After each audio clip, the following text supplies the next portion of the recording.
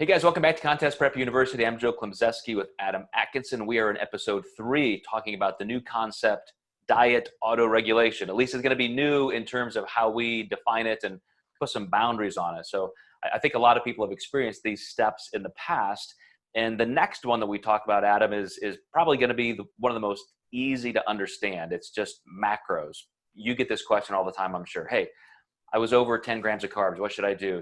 Can I cut out 5 grams of fat or 10 grams of protein? Like, how far do I have in between these boundaries that you set up for macros?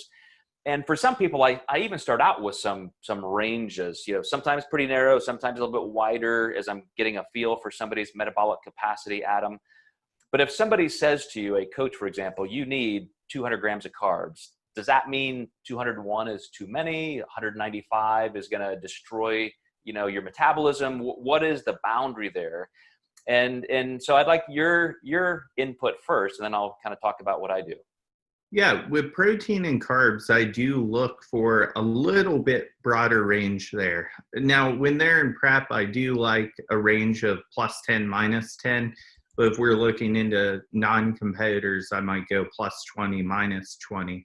But the calories per gram of protein is equal per carb. So that's the easiest one to shift. If you're up 10 grams of protein, you can go down 10 grams of carbs. That will be just fine. Fat is where it gets tricky when you're losing body fat, because we just know the potential for fat storage is much greater than it would be with carbs or protein. So even though I do auto-regulate with fat, I might have a client who's having a troubled digestive system. So in that situation, I might refeed with carbs and fat and actually pull protein down to make up for those fat grams that I gave them. And that has been something that's been really significant in changing a lot of my clients with digestive issues, is just starting with that macro ratio and of course food source. But that ratio is really, really nice to flip that when you have someone with digestive issues, because fats really can help speed up digestion to some degree. One of the things I look at too is sometimes this just gives me an indication that we need to make some changes. If somebody's always 20, 25 grams lower on protein, we may need to say, let's move that goalpost, or let's reformulate your meal plan. Let's try and find an easier source to get in there. But I also know that some people just have different days, different schedules. Life happens. And so what I like to see is if somebody, for example, is even 20 or 15 grams high or low, and they didn't have the opportunity to make up for it within that day, let's look at the week as a total metric. And so if we wanted to average, let's say 175 grams of protein a day, and you're at 180 one day, 160 the next day, 185 the next day, let's obviously try and narrow that range a little bit. But at the end of the week, that's still a good metric we can look at comparing week to week to week. So that's another place where I think a lot of people can responsibly auto-regulate. They can say, look, that's just how I was hungry or not hungry this day. My training, my schedule, things, are just not the same each day. And that's okay. I mean, I do, as long as we're seeing the progress, sometimes you just don't have to look at a single day as the only unit of measurement. Yeah, I had a client who was over 30 grams of fat one day. So we just pulled back 5. She did accidentally, her app had something wrong in it. She was eating more fat than she realized, and she felt really bad about it. I was like, well, let's just take 5 grams away for the next 6 days, and you'll be fine.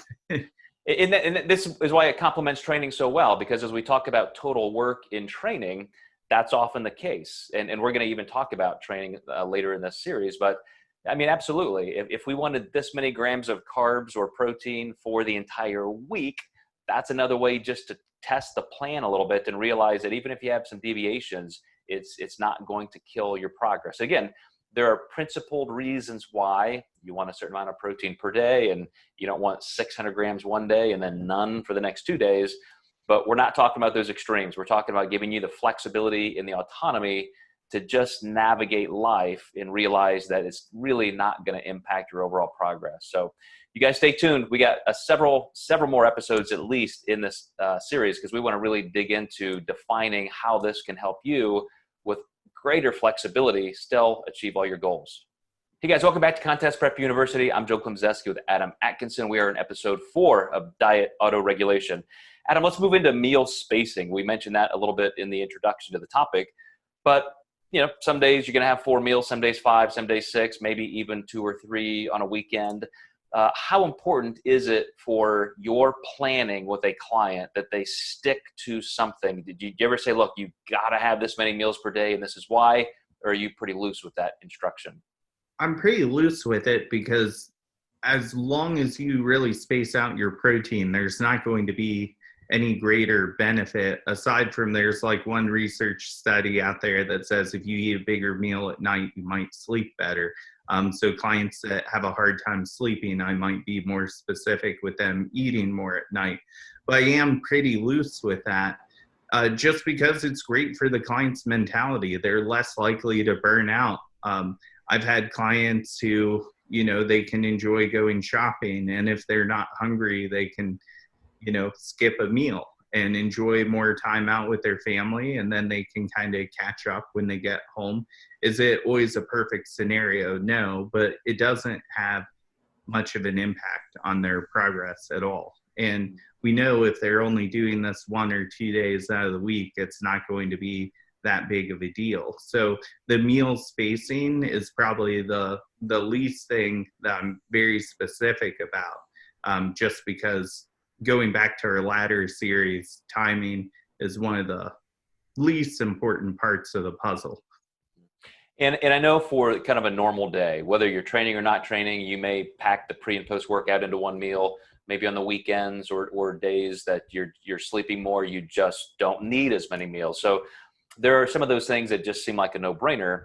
But what about kind of an extreme thing that you may be planning? What if it's my anniversary and I'm going to have a really big meal? Is it okay for me to stash away and save some calories and then have half of my calories or 70% of them at one time? Yeah, I do that. I have clients who get lunch catered in sometimes, and they sometimes need to use their refeed to fit it in, especially if it's something they really like, anniversaries, birthdays. We can absolutely fit that in. The biggest thing on planning that is staying ahead of your hunger. You don't want a client to keep calories so low that they're just astronomically hungry by the time they get to the meal that they wanted to have. Planning that meal ahead of time as best as you can is really important. So then you can prevent yourself from just putting your phone away, not tracking it, and then basically having a binge happen. So prior planning is really important with this because your hunger can get away from you. So that's the biggest balance with this act. But you can do it and you can plan for it and you can do it effectively. And I think a lot of my clients are a little looser about their meal timing on weekends, especially if they're not training versus their structure during the week. And I would say 90% of the world population that diets is that way as well.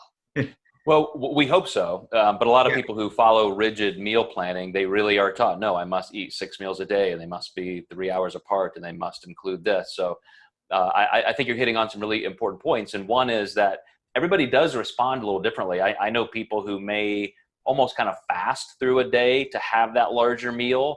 And then they're voracious and they don't even enjoy the meal. They just kind of eat till they're sick. And then it wasn't even that fun. Other people, though, feel like, their stomach kind of shrinks a little bit and they're just, they are okay. They're not that hungry at that meal and they still have a nice meal and they enjoy it. Other people use little tricks, like maybe I'll eat pretty sparsely throughout that day, but then I'll make sure I have a little bit of a snack before I go into that meal, just kind of dampen that hunger. But I agree, if you're not doing that all the time, if you're just whatever, and we're not even talking about high calorie days, no anything like that. This is just your normal daily life. You can still do this and work your macronutrients, your calorie base into varying meal plans, even this extreme, you just have to have a plan and watch and understand your own experiences prior. Yeah, absolutely. All right, guys, stay tuned. We're going to move into a couple more things, eventually even getting into how to adjust training with this. So we'll see you next time in Contest Prep University.